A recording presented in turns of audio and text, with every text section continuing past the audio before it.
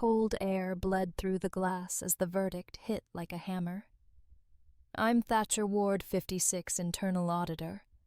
My leather notebook sat heavy in my palm when they slid my nameplate away. How do you stand still when the room decides you no longer belong? They read the vote while I was still standing in the hallway holding my breath and my nameplate. A faint whir from the HVAC drifted over the glass walls, mixing with the sweet sour scent of dogwood sneaking through the cracked window. My name echoed in my own head like it had nowhere else to go. I pushed through the revolving door. The guard dropped his eyes as if I'd asked for something dangerous.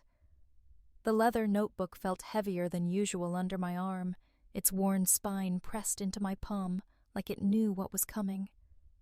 I paused at the edge of the carpet runner, watching the slide deck cycle on the mounted screen ward. Closed session. Each word hit like a nail tapped slowly into wood. My phone vibrated once in my jacket pocket. I didn't look. Instead, I caught Mason's reflection.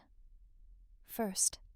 His silk tie was the same pale gray as the walls, but his smile stood out, stretched taut like something under strain. He leaned toward the chairwoman, his voice low, almost tender. It's optics, not personal. The phrase floated out like a whispered confession. For some reason, that cut worse than if he'd shouted. I reached for the chair nearest the glass fingers grazing the armrest when the chairwoman said it flat, almost merciful. We've concluded the vote. My knees didn't buckle. They just decided to stop reporting back. Somewhere behind me, a camera clicked. I didn't turn, but the sound stuck like gum on a shoe. Local business magazine, probably. Profiles in transition. I pictured my face under that headline and felt heat climb the back of my neck. The chairwoman avoided my eyes as she reached across the polished table and slid my nameplate into her palm. The weight of her rings made a small, deliberate clink against the brass letters before she set it down in Mason's open briefcase. That sound, clean and final, rang louder than a gavel in my ears. Condensation traced a crooked path down the glass water pitcher. The tang of printer ink clung to the air. My thumb moved over the leather spine of the notebook, slow, like counting out something that mattered. I imagined lines forming in my head, not to shout, but to keep. A ledger. A record they couldn't touch. The text came as I turned toward the hallway. Luke saw the memo. Don't call. The words glowed against the black screen, brighter than they had any right to be. I slipped the phone back into my pocket, feeling the sweat settle cold under my collar. One thought pressed in harder than the rest. Spring had barely started, and already something had ended. By noon, the company pretended I didn't exist, but the internet didn't. Rain smudged the kitchen window, bending the dogwood branches into gray arcs. The smell of reheated coffee clung to the air like a bad decision.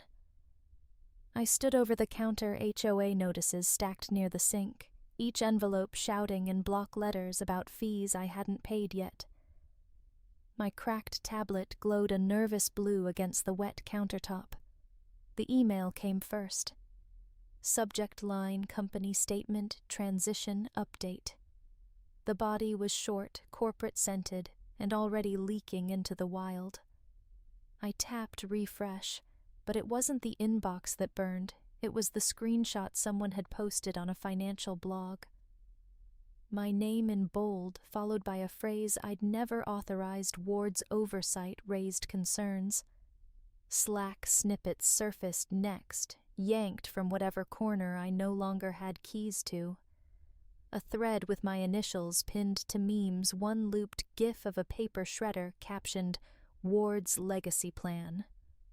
I stared until the letters blurred the faint hum of the fridge louder than sense itself. My phone vibrated face down on the counter. The voicemail icon glowed red. I pressed play, braced for impact. Thatcher, this is HR. Please submit your badge and any company-issued devices by Friday. Thank you. The politeness hit harder than a curse. I opened the family chat instead. Luke's bubble pulsed, typing. Then nothing. Just the flat silence of red receipts piling up like dead leaves. The TV murmured in the background, left on from habit. A news ticker crawled by, casual as Gossip Ward ousted, amid ethics concerns. The word ousted sounded medieval, like something done in a hall with torches. I felt the weight of every decision I'd signed, every late-night audit, and wondered which one they'd twist hardest. I reached for my old thumb drive, scuffed plastic barely bigger than a fingernail, and slid it into the laptop's port. A folder blinked open, Archive 2018. Then another, Pending. My fingers moved on autopilot, dragging emails like they were lifeboats. Then I saw a comment buried under a snarl of laughing emojis on Reddit. Check county records next. My throat dried. County records meant deeds, liens, licenses, stuff that lived in courthouses and shadows, things they could spin. I stared at the wet countertop droplets chasing each other toward the edge, the blue glow staining my hands. Thunder rolled somewhere far off, like an old grievance clearing its throat. That's when the push notification lit the screen. Local Business Journal, Ward Care to comment, deadline ASAP. And for the first time that day, I wasn't sure if breathing counted as progress. He slid a manila folder across the table like it held a live wire. The folder's edge left a faint crease on the vinyl, and I caught myself staring at my reflection in the coffee slick. "Truth isn't loud," Elias said, lowering his voice under the rattle of the ceiling fan. "It's timed." I nodded, though my throat felt dry enough to crack. Savannah's summer pressed through the cafe door every time it opened, wrapping us in heat that clung like guilt. Cinnamon hung in the air, sharp and sweet, mixing with the bitter of my third refill. The folder sat between us like an ultimatum. I touched the leather notebook on my knee, tracing its spine until my thumb found the frayed seam. "You didn't call me here for nostalgia," I said. Elias's laugh was brief gravel softened by age. "You always hated shortcuts." "Good. Because this," he tapped the folder, "is the opposite." Inside, photocopies of whistleblower statutes, a list of chain of custody steps scribbled in his looping hand, and a post-it, "Keep control, or they'll write your ending." The AC coughed, pushing a gust that smelled of old Freon. Elias leaned in, bifocals flashing like a warning light. "They're framing you as a ghost," he said. "That memo wasn't an accident. If you vanish quietly, they win twice." I tried to laugh, but it snagged. "I've been deleted, Elias. Even HR calls me former." "Then stop acting like one." He nudged my notebook. "Write like it matters. Dates, names, attachments, every draft an exhibit."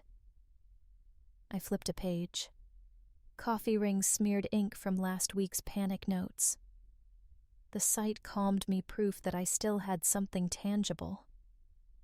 Elias took a slow sip, the chipped mug wobbling in his grip. "You have their process in your bones. Use it." And Thatcher.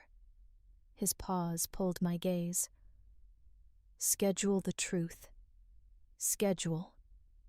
He grinned, the kind that once soothed auditors in boardrooms.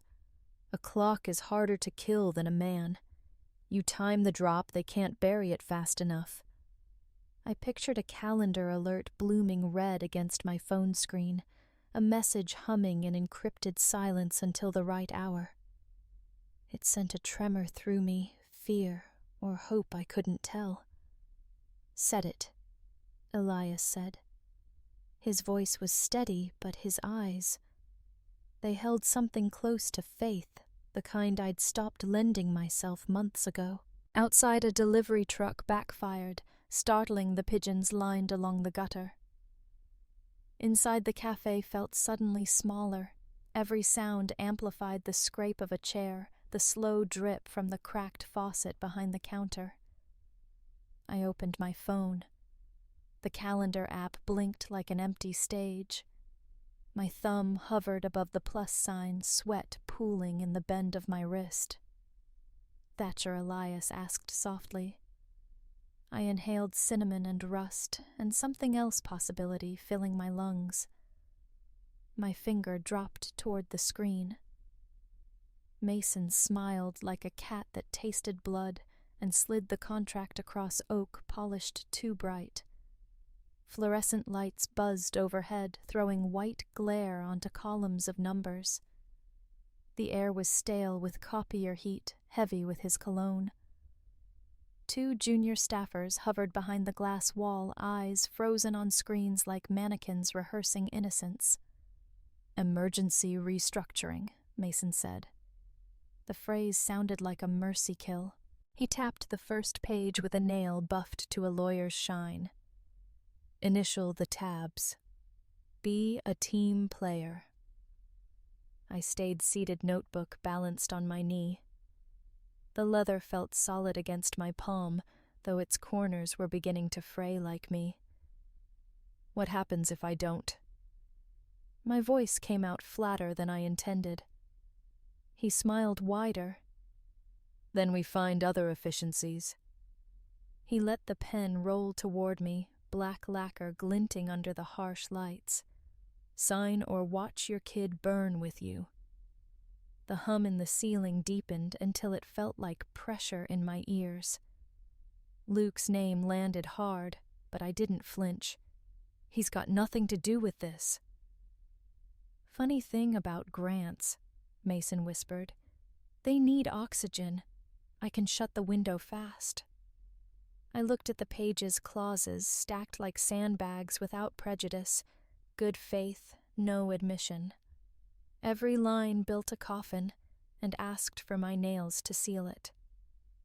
My gut told me the numbers bled more than ink. "I can't," I said, sliding the pen back across the contract. Something changed in his eyes, a click behind glass. The pen stopped at his wrist like a dead thing. He rose too quickly, chair wheels squealing, and slammed a ledger on the desk. The impact jolted the black pen sideways. Its nib snapped, leaking a bright vein of red across the neat columns. The ink ran like something wounded. "You do this to everything," he said softly. "You ruin order." His fingers lunged for my notebook. Reflex made me grip it tighter. The tug wasn't violent, just sharp enough for old stitching to give way with a dry rip. Pages fluttered white flags falling over red ink before sliding to the carpet. For a breath, neither of us moved. Then he smiled that perfect knife smile again. Tick, tick, Ward. The hiss lodged in my ribs. He smoothed his tie, reclaimed his poise. Windows closing. He stacked the contract like scripture, squared the edges, and tucked it into a leather folder. His cufflinks winked once as he reached the door. "Reputations bleed too," he said, glancing at the stain feathering across the ledger. The door clicked shut. Fluorescents buzzed louder, as if they'd been holding their breath. I bent, gathering the torn sheets. Dates, initials, evidence trails, every fragment of my own handwriting. The spine was ripped leather, gaping like a mouth mid-word. I pressed it closed with both hands until the seam held by friction alone. Beyond the glass, one junior flicked his eyes toward me, then away, the corporate equivalent of, "I saw nothing." A copier coughed in the next room, spitting paper into the stale air. I slid the notebook into my bag. The ledger stain had begun to spider across the columns, curling figures into abstract art. Somewhere a phone rang and went unanswered. My hand brushed the contract but didn't lift it. Not today. I straightened the chair, squeaking in protest, and slung the bag over my shoulder. "You'll hold," I whispered into the leather as the hallway swallowed Mason's cologne. "You'll damn well hold." I labeled the folder Q1 Forecast, the lie almost poetic. The attic answered with its hum, one bulb overhead whir of a space heater trying to out-talk the winter draft. Metallic air dried the back of my throat as dust motes turned slow circles in the light. The leather notebook waited like an injured limb. Gray duct tape gleamed beside it, the roll fraying at one edge. I pressed the spine together and smoothed strip over strip, the rasp loud in a room that didn't know applause. Scars don't hide, they negotiate. Luke's voicemail blinked red. "Dad, don't." Static filled the space where more words should live. I didn't hit replay. Above the desk, Elias's note curled against the wall. "Integrity is patience with teeth." I read it twice because mantras don't work unless you let them hurt. Laptop open folder. Blank. I built a directory called Receipts. PDFs went first ledger screenshots before and after Mason's tantrum bled ink across columns. Slack logs next timestamps lined like vertebrae. I marked initials in pencil on the backs of hard copies, chain of custody, old school simple. The notary seal on board minutes left a round bruise in the paper, quiet as authority gets. The bulb buzzed. Snow tapped glass like fingers rehearsing. I drafted a clean table, ledger minutes, Slack email headers. No one could call this theater. Truth deserves its own alphabet. Phone propped at the edge, I shot photos with today's paper and my watch and frame. Proof about proof redundancy as prayer. The manila envelope swallowed every sheet, then slid inside another. Nesting dolls of survival. Sirens wound through downtown 2 blocks too far to matter. A calendar alert blinked like an eyelid. Storm drill Thursday. Good omen. I scheduled the email just ahead of that hour board list legal counsel, HR 2 reporters who still spelled my name right. In BCC, a church receptionist, Elias swore by. Layers, not luck. Subject line. Truth speaks when men whisper. I almost laughed at myself. Almost. I added a backup smaller packet pointing to the big one in case someone tripped a cord or called in a favor. Sent a decoy to my own inbox, checked headers, attachments, timestamps. Everything opened. For once, obedience felt holy. I taped the notebook again where the duct edge lifted. Under my palm, it was warmer than it should have been, like leather storing breath. Inside the cover, I wrote the date and 2 words Elias would approve. Still here. Midnight eased in with no fanfare. The heater coughed. The bulb stammered. The world stayed unimpressed. Then my phone flared. Session scheduled emergency review. Storm hour. Tomorrow. I turned it face down and let silence earn its keep. Patience with teeth, I whispered. The attic didn't argue. It never does. They read my suspension like weather impersonal, inevitable, and already rolling in. The atrium smelled of ozone and printer toner, a sharpness that clung to glass walls slicked with heat haze from outside. Through the double doors I saw camera tripods sprouting like metal weeds, cords snaking toward outlets. Someone murmured. Sound check, and a boom mic swung past, brushing my shoulder with its foam tip. My collar felt damp before the sweat even formed. I kept walking, notebook under my arm, its spine stiff with tape. The marble floor threw back a glare that made me narrow my eyes, every reflection an exit I couldn't take. A storm siren whooped somewhere beyond the parking deck, that hollow municipal wail they test before hurricane season. Right on cue, Savannah rehearsing for ruin. The security guard avoided my gaze, same way he had the day they voted me out. Only now there was an extra badge clipped to his belt, press access in block caps. Inside the boardroom, the air sagged with cold. A lobby TV outside ran a muted business channel ticker, slicing red headlines no one read. I set my notebook down on the polished oak, the duct tape seam catching light like an old scar. The chairwoman cleared her throat into the mic. Formal, crisp vowels. This is an emergency session to confirm interim suspension pending inquiry. A phrase dressed as courtesy, yet stripped like wire. I tasted metal. It coated my tongue the way printer toner coats the back of your throat if you stand too close. Mason sat 2 chairs down, lacquered calm from cuff to smile. His tie knotted like a rope someone had polished. When the motion carried, his hand smoothed the table edge as if blessing it. Then he leaned, voice a low current under the chairwoman's drone fold by Monday, and I make this painless. The sentence hung like humidity. My pulse measured each syllable twice.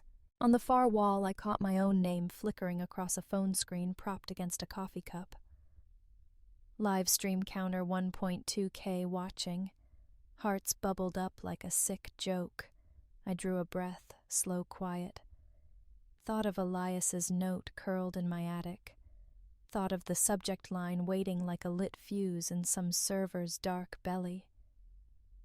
Truth speaks when men whisper. A second siren sobbed outside, or maybe just brakes catching in the rain. Hard to tell when the blood in your ears drowns nuance. Mr. Ward, the chairwoman, said you may remain silent for the record. I nodded once, which cost more than speech. The motion passed unanimous. Polite execution disguised as governance. Then the PR head rose, smoothing a skirt that didn't need smoothing. For transparency, she said press will be invited into the hall for a brief statement.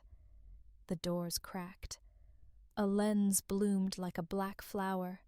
Flash bulbs stuttered white popping against glass. Mr. Ward, any comment? Another camera hissed close. I smelled the synthetic tang of foam on its windscreen, chemical and faintly sweet. I adjusted my tie that wasn't there anymore. My throat worked around a sentence I would never gift them. Behind me, the lobby screen flipped to a Chiron #Ward audit. Letters fat and merciless. Mason shifted his cufflink until it winked. Behind him, Luke sat stone still in the last row. His face was a lock I didn't own the key to. I turned back toward the exit. Every step felt broadcast.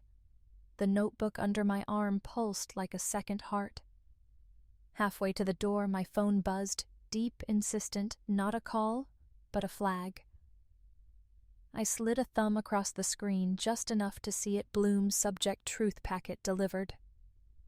The words flared white against black, steady as a lighthouse in a squall.